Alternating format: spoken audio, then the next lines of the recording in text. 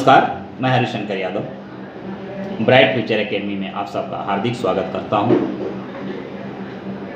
मैं इस वीडियो में लेकर आया हूं class 9 English book behave chapter 5 the snake and the mirror की समरी। यह स्टोरी बहुत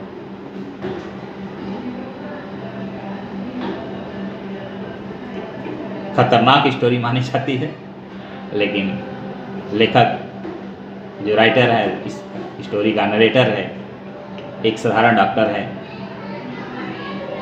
और वह बच्चों को शिक्षा देते हुए कुछ बता रहा है कि क्या आपने किसी सांप को किसी के कंधे पर कुंडली बनाकर देखा है। और डॉक्टर अपनी स्टोरी नरेट करता है।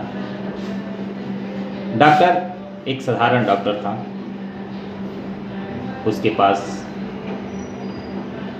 ज़्यादा आमदनी नहीं थी, बहुत कम इनकम थी। एक छोटे से कमरे में रहता था, खपरेल का घर था, उसके ऊपर से छप्पर था, छत नहीं था।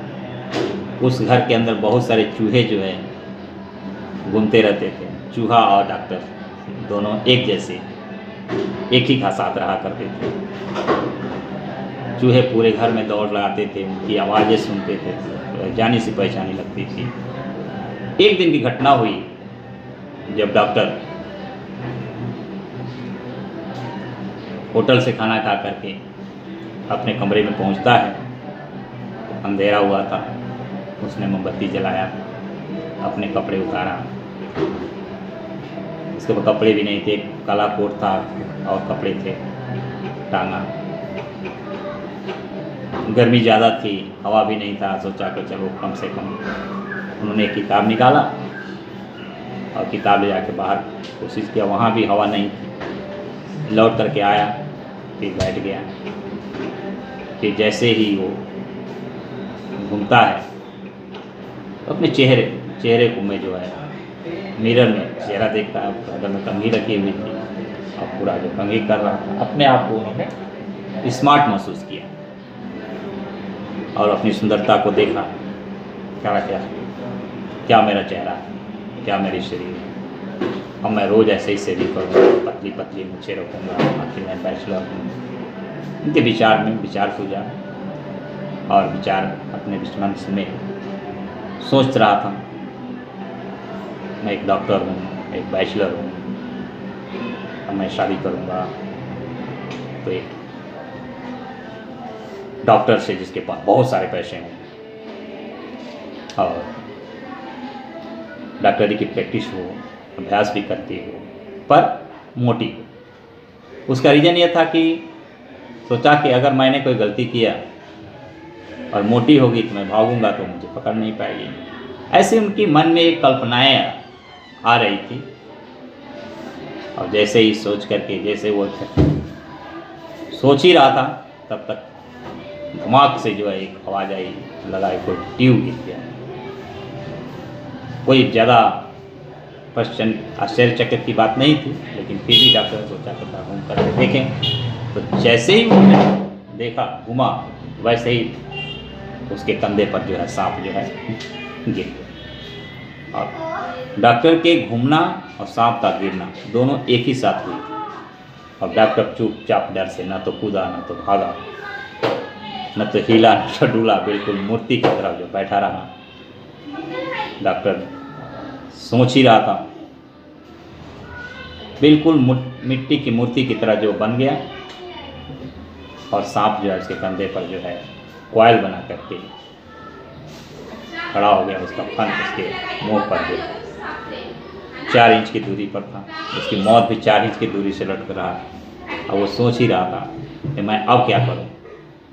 अगर थोड़ा सा भी हिलूंगा डुलूंगा तो सांप मुझे डस लेगा।